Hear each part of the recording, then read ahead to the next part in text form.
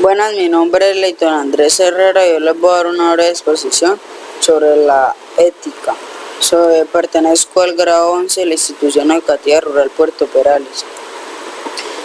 La ética es la disciplina filosófica que estudia el bien y el mal y sus relaciones con la moral y el comportamiento humano.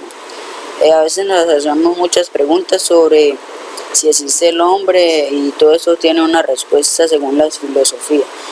Se supone que existe un sujeto humano por todos reconocible y que posee derechos de alguna manera, pueden ser naturales, que es el derecho de la supervivencia, de no ser maltratado, de disponer de libertades fundamentales, que es la opinión, la expresión, la designación democrática de los gobiernos, etc. Este retorno a la vieja teoría de los derechos naturales del hombre está evidentemente ligado al desfondamiento del marxismo revolucionario y de todas las figuras del compromiso progresista del que dependían, de todas las referencias colectivas desposeídas de una idea y de un sentido de historia, no pudiendo superar más una revolución social de numerosos intelectuales y con ellos muy amplios. La muerte del hombre. En aquella época, Michel Foucault había escandalizado anunciando que el hombre, concebido como sujeto, era un concepto histórico y construido perteneciente a un cierto régimen de discursos y no una evidencia interporal capaz de fundar derechos o una ética universal.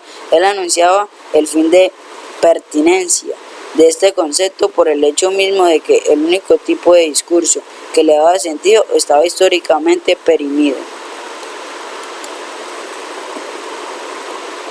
La ética es aquí concebida a la vez como capacidad a priori para distinguir el mal, ya que en el uso moderno de la ética el mal es lo negativo.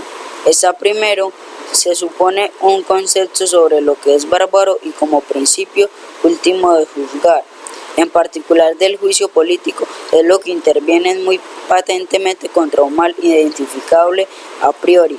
El derecho mismo es ante todo el derecho contra el mal. El hombre, animal, viviente o singularidad mortal. El centro de la cuestión es la suposición de un sujeto humano universal capaz de ordenar la ética según los derechos del hombre y las acciones humanitarias. La ética define al hombre como una víctima. Se dirá, pero no, ustedes olvidan al sujeto activo, aquel que interviene contra la barbarie. En efecto, seamos precisos, el hombre es aquel que es capaz de reconocerse a sí mismo como víctima. Existe el otro, la visión de la ética como la ética del otro o ética de diferencia. Toma su punto de partida en la tesis de Manuel Levinas más que en las de Kant. Levinas ha consagrado su obra después de un recorrido fenomenológico que es la confrontación ejemplar entre Husserl y Heidegger, a destruir a la filosofía en provecho de la ética. A él debemos mucho antes que la moda de hoy, una suerte de radicalismo ético.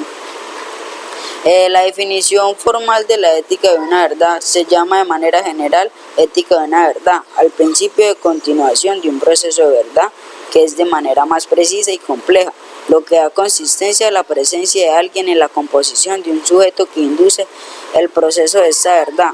Alguien es eventualmente este espectador cuyo pensamiento es opuesto en movimiento, capturado y desconcertado por un resplandor teatral y que de esa forma entra en la compleja configuración de un momento de arte o aquel que constantemente aplicado a un problema de matemáticas en el momento preciso en el que se opera. Después de la ingrata tarea donde los saberes oscurecidos giran sobre sí mismos, el esclarecimiento de la solución o aquel amante cuya visión de lo real está a la vez ensombrecida y trastocada porque se remora apoyada en el otro instante de la declaración o aquel militante que alcanza el término de una reunión complicada a decir simplemente el enunciado hasta entonces inhallable y del cual todos acuerdan que es necesario para hacer trabajar en la situación.